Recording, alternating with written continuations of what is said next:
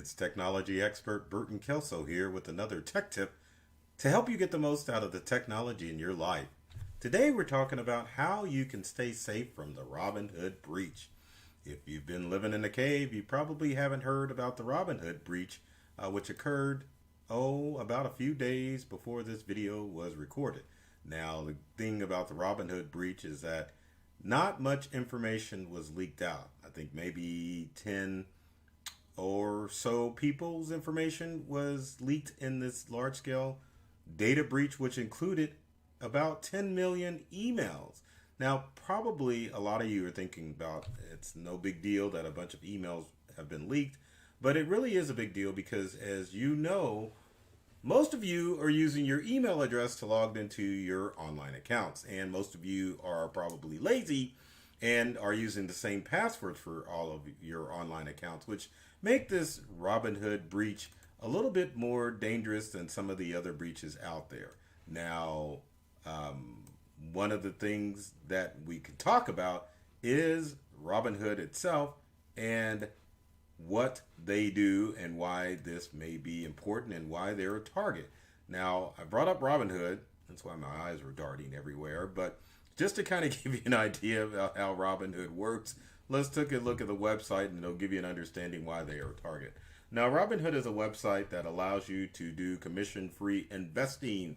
So you can put your money in motion and not have to deal with paying commission fees as far as investments. And as you can see, or you're about to see, they deal with a bunch of different products such as stocks and funds, options, gold, cash management, and even crypto. Now, you can download the program on your computer or on your smartphone and get started and start investing your money today. But the challenge is cyber criminals always target financial sites, which kind of makes Robinhood makes them a target. And hopefully they will beef up their security practices and keep your information safe. But you should know that about financial sites. Now, probably many of you are going to laugh because I always throw up this statistic when it comes to cybercrime. More than 99% of cyber attacks rely on human interaction, which means that in most instances, it takes someone clicking on a link in an email, or responding and giving out information via voicemail, or clicking on a link in a text message that allows them to get their information compromised. Now, this Robinhood breach is probably one of those rare 1% instances where criminals get access to a large-scale company's server and files, and they're able to find out your personal information. Now, as far as making sure that you're safe, if you've been part of Robinhood, there are several things that you probably need to do in order to take steps to make yourself safe. Now, again, I'm like looking at the screen to bring up websites that you can go to make sure that your information is safe. So probably one of the best sites to go is a website called HaveIBeenPwned.com. Now, I brought it up rather than just having a picture because it is important that you understand how this website works. Now, probably many of you know about Have I Been Pwned, but the first thing that you need to do with Have I Been Pwned, or in any case of any data breach, is to make sure that your information isn't floating out on the dark web. Now, at this time, Robinhood has notified affected users, but sometimes it takes them a while to send that information out. So in any case of a data breach with any company that you deal with, you always want to take steps into your own hands to make sure that your information is safe and secure. Now, Have I Been Pwned is one of these sites. So you can just go to HaveIBeenPwned.com, type in either an email address or a phone number to see if that email or phone number has been leaked on the dark web in a large-scale data breach. Now, we'll use an old Integral Yahoo address just to kind of show you how this works, but it's pretty simple. You click on it, and what you want to do, or click on the Pwned button, but what you want to happen is that it says, hey, you're good. But instead, this email address has been pwned, which it means it's been exposed in a large-scale data breach. Now, if you scroll down further, it'll tell you which breach this was occurred in, which was back in 2017 with the Retina X breach, and it will tell you the compromised data in the pwnage. That way you can take better steps to make sure that you can protect yourself. Now, if an email or a phone number has been pwned, then you definitely need to take steps as far as changing your email or your phone number to make sure that it's staying safe from hackers out there. Now I'm going to type in another phone number. Let me switch screens here so you can see it. Hopefully this one hasn't been pwned, but let's go ahead and do it. Type in Interrol's phone number. Let's see. I forgot the phone number for a second, but anyway, we'll type pwn. This is what you want to find. I knew this number hadn't been pwned, but you want anytime that you use the Have I Been Pwned site that it says good news, no pwnage found, which means that that phone number or email address, depending what you've typed in, has not leaked out on the dark web. Again, if any pwnage has occurred on email and phone number, change passwords to those accounts.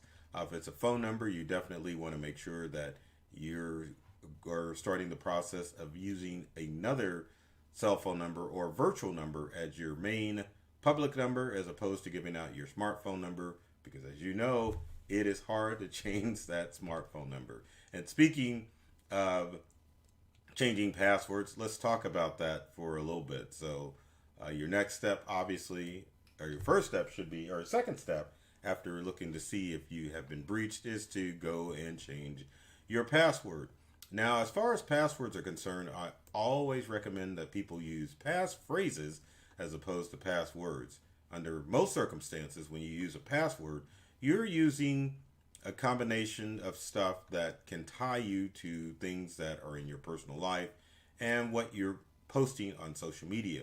So using passwords that contain your dearly departed grandparents' birthplace or names or kids, grandkids, those are already exposed on social media, and it's easy for criminals to figure out your standard combination of passwords if you're relying on those things as a reminder to what your passwords are. So passphrases are simply two words put together to create a nonsensical kind of phrase to make a strong password. So for example, if you were to use the passphrase purple squirrel, or maybe yellow, I almost said giraffe because giraffes are yellow, but let's just say yellow aardvark, and then maybe add a series of numbers and special characters, those would be the examples of good passphrases that you could use in order to keep your online accounts secure.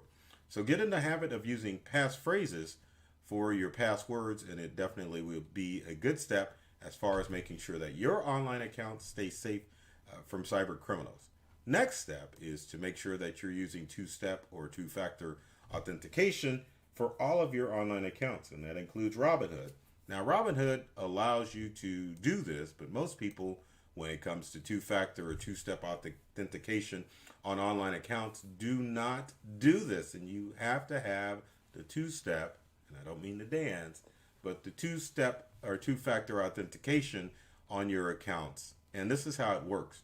Basically, it's two steps to log into an account. So when you go to an online account, you'll bring up you log into your account, and then you'll get a notification via email or on your smartphone from your number or to your number, letting you verify that you're the person that's logging into the account, as opposed to some criminal that's got access to your account. So every online account that you use, you need to enable two-factor authentication to make sure that those accounts stay safe, and it's harder for criminals to get access to those online accounts.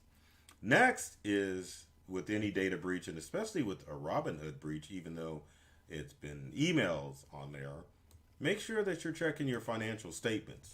In this day and age, a lot of you are reluctant or negligent when it comes to checking your financial accounts. A lot of times, unauthorized transactions get away because it may be months that pass before you reconcile your credit card or your bank account. And it allows criminals to get away with a lot of activity. And by the time that you've noticed it, it's too late to get a refund for those unauthorized transactions that occur.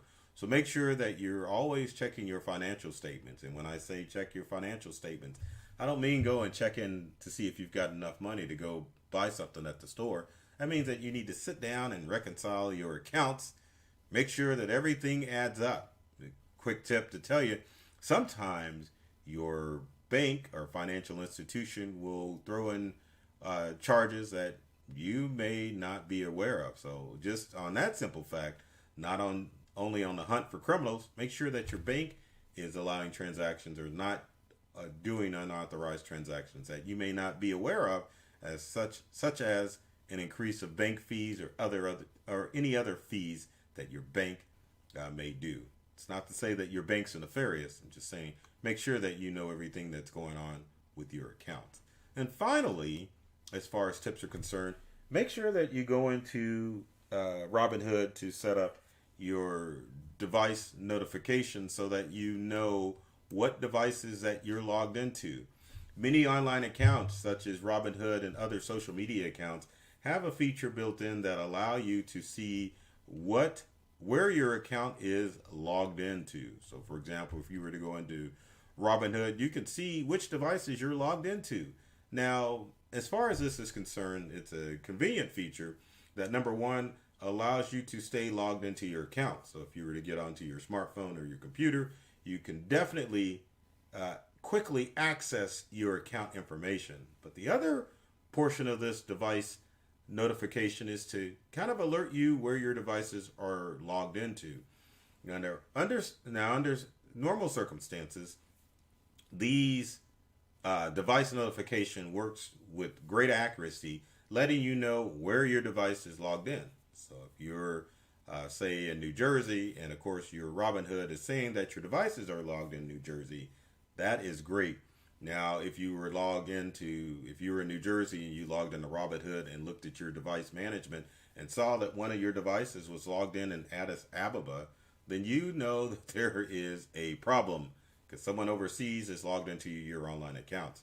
Now, I will say that this all depends on where you are connected and what your ISP reports as its local address. So sometimes you will notice that there may be a difference between where you're logged in versus where you are. But there shouldn't be that much of a difference, because if you're within a 50-mile radius of whatever, then you're in good shape. But if you're looking over a couple of 100 miles or further, then there may be a problem where there's unauthorized access to your account. Now, to show you how to manage your devices, it's pretty darn simple. Got some nice instructions up here for you to follow, but it's pretty easy. You could read it, but let's go through it.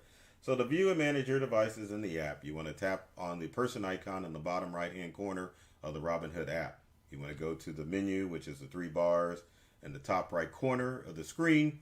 You want to go to security and privacy, then devices, and then you can select a device to view further details. Now, tap remove device if you want the device to be signed out of your account, which means if you remove a device, that means that you have to log back into that device to ensure that you are the person logged into that device.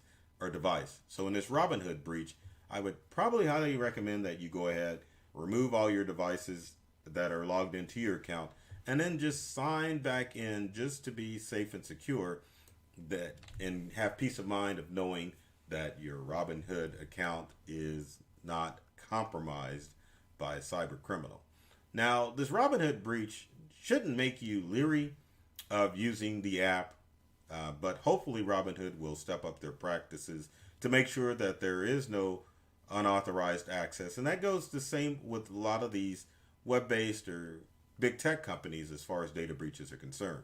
You can still continue to use these programs, but as a consumer, you always want to make sure that you are taking steps to keep you safe from any data breaches out there. So with that said, if you've got comments or questions about anything that I've mentioned about data breaches or the Robinhood breach, leave them in the comment section below. Would love to hear from you to find out if there's any ways that I can help you out. If you like this video, please follow, like, subscribe, share. You can give it a thumbs down if you want, but I know you're not going to do that because these are some handy tips. And also make sure if you are whatever social media channel or platform you're watching this on, be sure to subscribe.